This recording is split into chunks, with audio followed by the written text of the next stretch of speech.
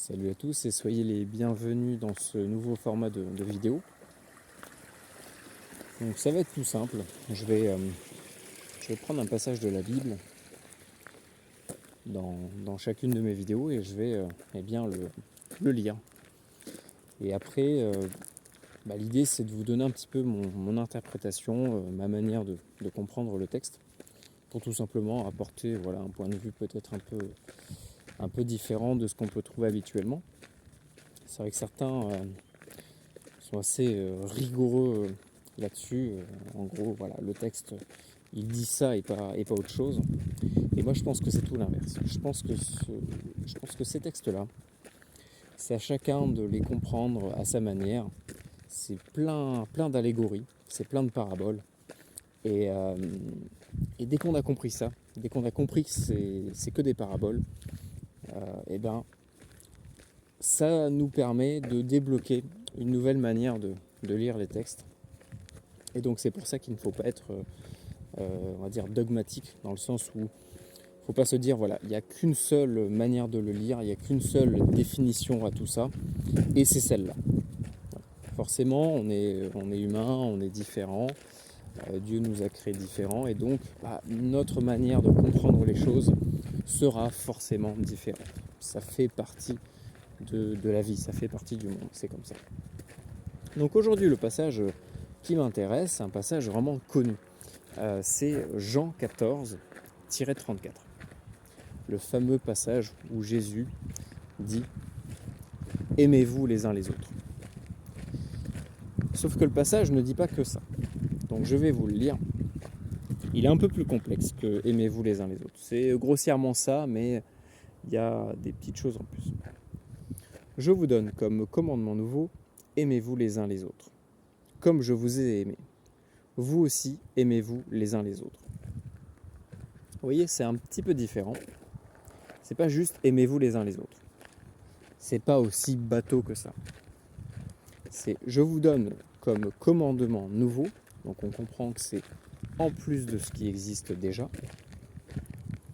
Parce que d'après moi, en fait, Jésus a essayé de mettre comme un coup de pied dans la fourmilière.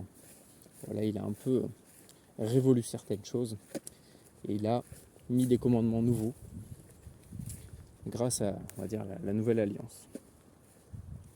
Et donc je vous donne comme commandement nouveau, aimez-vous les uns les autres comme je vous ai aimé. Comme je vous ai aimé.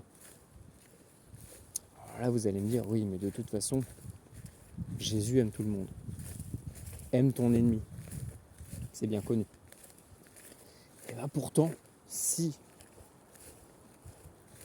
on lit correctement et de manière, en prenant un petit peu de recul sur la situation, sur certaines situations, certains passages, il y a notamment le passage, désolé, il y a le train qui passe derrière, il y a notamment le passage de Jésus dans le temple avec les marchands.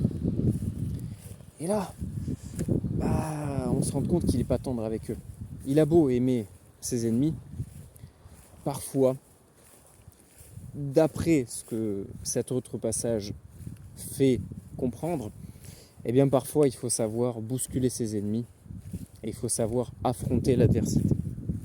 Tendre la joue, oui, mais des fois, un bon coup de pied dans les dans les c'est quoi, les pylônes, les poutres, non pas les poutres, les pylônes, retourner les tables et leur mettre deux bons coups de pied au cul pour les sortir du temple, les escrocs de marchands, des fois ça fait pas de mal en fait.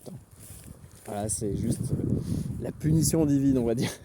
Donc cet autre passage, qu'est-ce qui nous fait comprendre, c'est que parfois, il faut aimer ses ennemis, mais les recadrer, parce que c'est une manière de recadrer quelqu'un, comme un parent qui va, alors oui, je sais, certains vont me dire, oulala, mais qu'est-ce qu'il raconte ? Une petite fessée de temps en temps, un gamin, ça lui fait pas vraiment de mal, tant que c'est pas de manière exagérée ni excessif.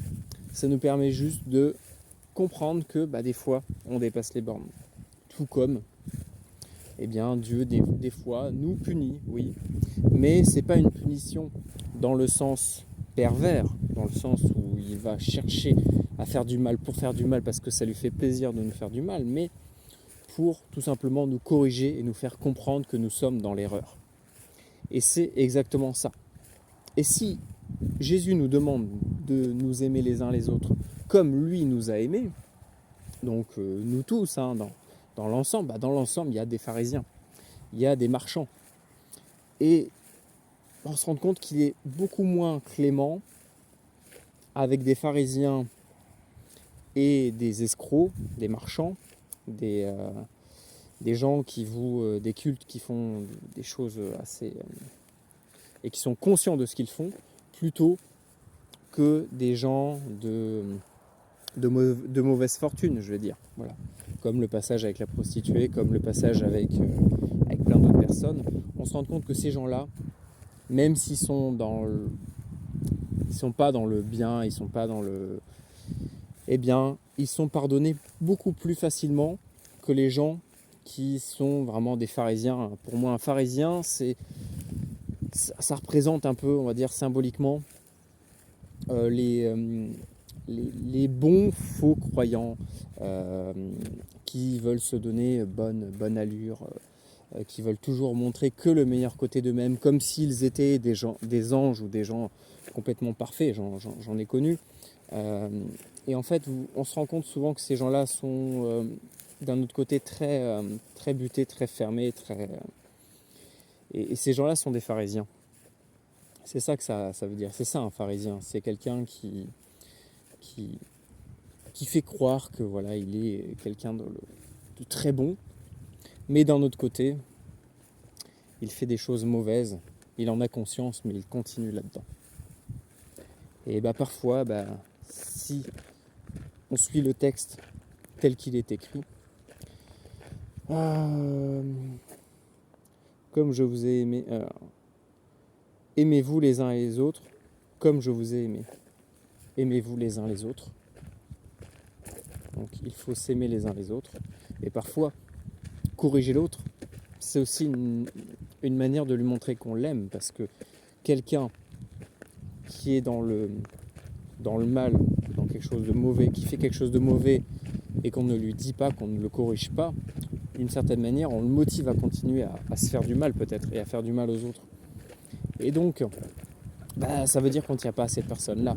Alors que quelqu'un de proche qui fait n'importe quoi, ou non, hein, quelqu'un même pas de proche, mais voilà, je prends l'exemple d'une famille, d'enfants avec des parents par exemple, donc les parents aiment énormément leurs enfants, parfois il faut savoir les remettre à leur place, les enfants, il faut savoir les corriger, parce que des fois, ils font des choses dangereuses, et c'est mauvais pour eux, par exemple, de traverser en courant la route.